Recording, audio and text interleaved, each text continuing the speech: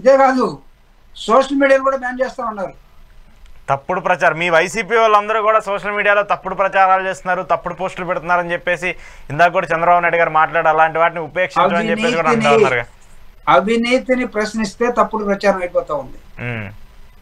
మీ సామాజిక వర్గానికి దోచిపెట్టే కార్యక్రమాన్ని నువ్వు P3నో P4నో ఎన్నుకుంటే ఇది సోషల్ మీడియా తప్పుడు ప్రచారం అయిపోతా ఉంది. ఏం జరిగిందంటే నేపాల్ రాజు ఎక్కడ ఇప్పుడు సోషల్ మీడియాని బ్యాన్ చేస్తే మీ చేతిలో ఉంది అసలు బ్యాన్ చేయడానికి? అక్కడ ఒక దేశ ముఖ్య ప్రధానమంత్రిగా లేకపోతే అధ్యక్షుడిగా చేశాడు. ఇది it is not information technology, ఇదంతా కూడా మీ చేతిలో ఉండదు. మీరు బెదిరించాలంటే ఒకవేళ పొరపాటున మీరు సోషల్ మీడియాని ఆంధ్రప్రదేశ్లో బ్యాన్ చేశారు అనుకోండి, నేపాల్లో ఏం జరుగుతుందో కనబడుతుంది కదా. జన్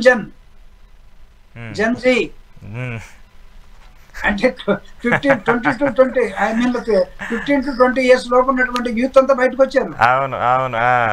జన్ జీ మీరు చూడండి ఒకసారి.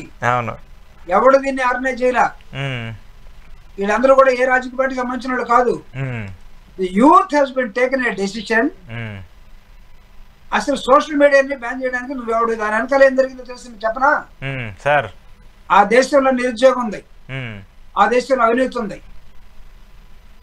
అది main cause, root cause. Against corruption they have been started their movement. Against unemployment they have shown the youth power in Nepal. ఇది నేను ఎందుకు కోట్ చేస్తున్నానంటే, వాళ్ళు నేను నిన్నగాక మొన్న వైఎస్ఆర్ కాంగ్రెస్ పార్టీ వాస్తవాలు మాట్లాడుతుంది, దానికి వేదికగా సోషల్ మీడియా తీసుకుంటున్నారు కాబట్టి సోషల్ మీడియాని బ్యాన్ చేస్తున్నాం టు కంట్రోల్ వైఎస్ఆర్సీపీ.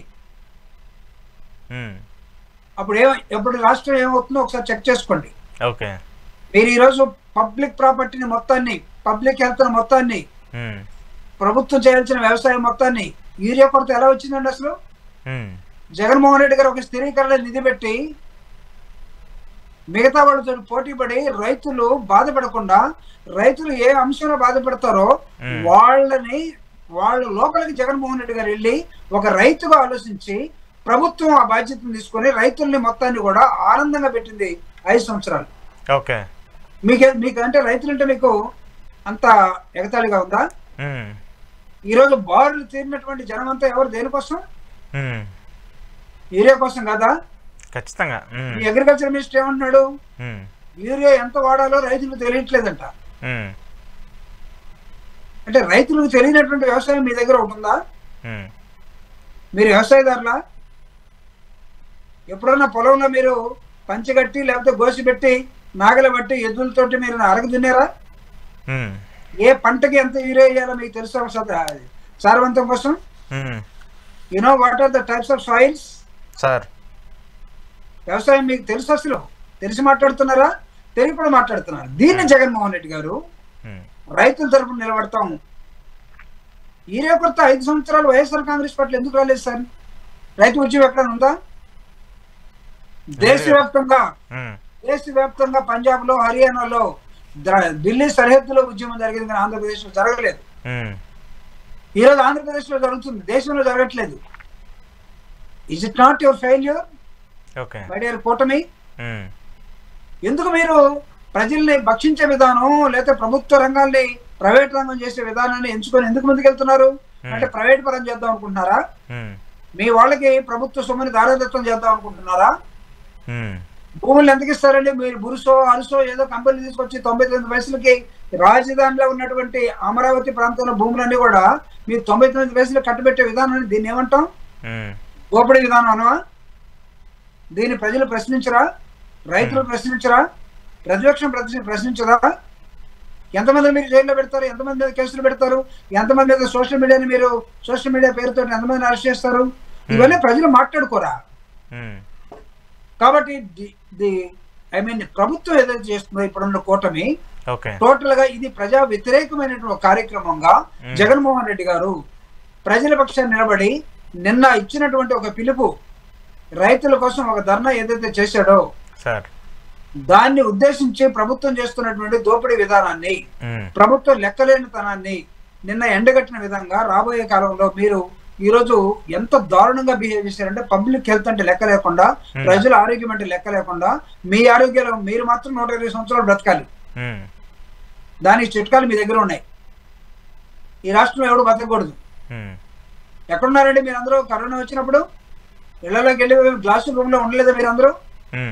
జగన్మోహన్ రెడ్డి గారు ఎక్కడున్నాడు? ప్రజల మధ్యలో లేడా? ప్రజలకు ఏది కావాలో చూడలేదా? That should be I mean behaviour of the leader. అయితే లీడర్ అంటే అలా ఉండాలి. ఎలక్షన్ అబద్ధాలు చెప్పి గెలిచేసిన తర్వాత మళ్ళీ ఇంకొక అబద్ధం చెప్పడం కోసం మీరు సభలు పెట్టుకొని మొత్తం సూపర్ 6 బ్రహ్మాండంగా అయిపోయింది అనుకుంటే ఎక్కడ అయిందని ప్రజలు ఆలోచించరా? వాట్ ఈస్ ద గ్రేట్నెస్ అండి? ఒక పెద్ద బహిరంగ సభ పెట్టుకోవడానికి ప్రభుత్వం పెద్ద గొప్పనది. తోలితే రారా? జనం ఆ ప్రాంత నాయకులకు అప్పచెప్తే రారా? ఎందుకు వాళ్ళందరూ స్వచ్ఛందంగా వచ్చిన వాళ్ళని చెప్తున్నారు కదా టీడీపీ వాళ్ళు, ప్రజలు. అందుకనే ఈ సూపర్ 6 ఇంత సక్సెస్ అవుతుందని చెప్పేసి మాట్లాడుతున్నారు. సరే చూద్దాం, అది స్వచ్ఛందంగా వచ్చినట్టు వ్యవహారమా లేకపోతే తోలితే వచ్చిన వ్యవహారమా? ఎమ్మెల్యేలు మాకు అడ్డంగా వాళ్ళు అడ్డం తిరుగుతున్నారు, వాళ్ళు మేము కంట్రోల్ చేయలేకపోతున్నాం ముఖ్యమంత్రి చెప్తుంటే పాపం వాళ్ళందరూ కలిసి నీకోసం తోలేరా? ఓకే. కానీ ఇవన్నీ జరుగుతున్నటువంటి నేపథ్యంలో సార్ పబ్లిక్ సెక్టర్ హెల్త్ మీద జగన్మోహన్ రెడ్డి గారు చాలా సీరియస్ గా, మేము ఇన్ని మెడికల్ కాలేజెస్ ని తీసుకొస్తే ఈ మెడికల్ కాలేజెస్ మొత్తాన్ని కూడా మీరు ఎలా ప్రైవేటైజ్ చేస్తారు, ఎలా మీరు P3 మోడల్ ని తీసుకుంటారు? P3 మోడల్ అంటే ఏంటి అసలు? PPP మోడల్ అంటే ఏంటి అసలు? ఇది you never seen in the reason of I mean Jaganmohan Reddy గారి పరిపాలనలో P3 PP మోడల్ విన్నారా మీరు? లేదు కదా, అలాంటి స్కీమ్స్ లేవు కదా.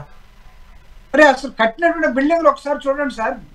పాడేరు దగ్గర నుంచి ఎక్కడో ఇక్కడ ఉన్నటువంటి పనమనేరు దాకా, ఇక్కడ ఉన్నటువంటి పల్నాడు దాకా ప్రతి జిల్లా హెడ్ క్వార్టర్ ఒక హెల్త్ హబ్ అయిపోయి అద్భుతంగా తయారైపోతే, డాక్టర్స్ వస్తే, స్పెషలిస్ట్ వస్తే, అదంతా కూడా మన దగ్గర నుంచి ఎక్కడో రష్యన్ కంట్రీస్కో లేకపోతే ఇంకొక చోటుకో వెళ్తున్నటువంటి మెడికల్ విద్యార్థుల మొత్తాన్ని కూడా ఈ ఆంధ్రప్రదేశ్ లో మీరు చదువుకోవడానికి మనం తయారు చేస్తే సగం సీట్లు మొత్తాన్ని కూడా వీళ్ళు మొత్తం మేనేజ్మెంట్ కి అమ్మే విధానంలో, ప్రైవేటైజ్ చేసే విధానంలో ఉంటే పేదవాడు ఎలా ఏం కావాలి?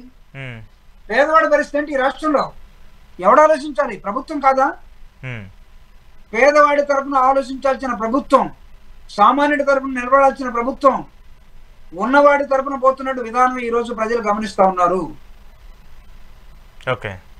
ఎందుకు ఎన్నుకున్నారు మిమ్మల్ని? ప్రశ్నిస్తాను వస్తున్న కూటమిలో నాయకుడు ఎక్కడికి వెళ్ళాడు అసలు? మీరు రోజు పెట్టుకున్నాడు మీ సూపర్ 6 పోస్టర్ లో బీజేపీ వాడు ఏమయ్యారు? బీజేపీ వాడు మనుషులు కనపట్టలేదా పోస్టర్ లో? బీజేపీ లేదు, అసలు మేనిఫెస్టోనే పట్టుకోలేదుగా బీజేపీ. కాబట్టి ఇప్పుడు బీజేపీ కూటమిలో ఉందా లేదా? కూటమిలో మాత్రమే ఉంది, హామీలకి బాధ్యత లేదు బీజేపీకి. ఎలక్షన్ లో మాత్రం ఉండి గెలిచిందాకుంటారు, గెలిచిన తర్వాత వాళ్ళు అధికారంలో ఉంటారు. కానీ అధికారం ఎలా చెలాయిస్తున్నారు, ఎటు తీసుకెళ్తున్నారు, దీన్ని ప్రశ్నించే విధానం ఉండదా వాళ్ళ దగ్గర? వాళ్ళు గెలిస్తే చాలా. ఇంతవరకైనా బీజేపీ పాత్ర కూటమిలో అంటే వాట్ టైప్ ఆఫ్ కూటమి ఇస్ దట్? అలాంటప్పుడు అనుకుందాం బీజేపీ వాళ్ళు కూడా ప్రజాపక్షం వహించండి, వీలైతే పోరాటాల్లోకి రండి. వైఎస్ఆర్ కాంగ్రెస్ పార్టీ ఈరోజు పోరాటంలో ఉంది.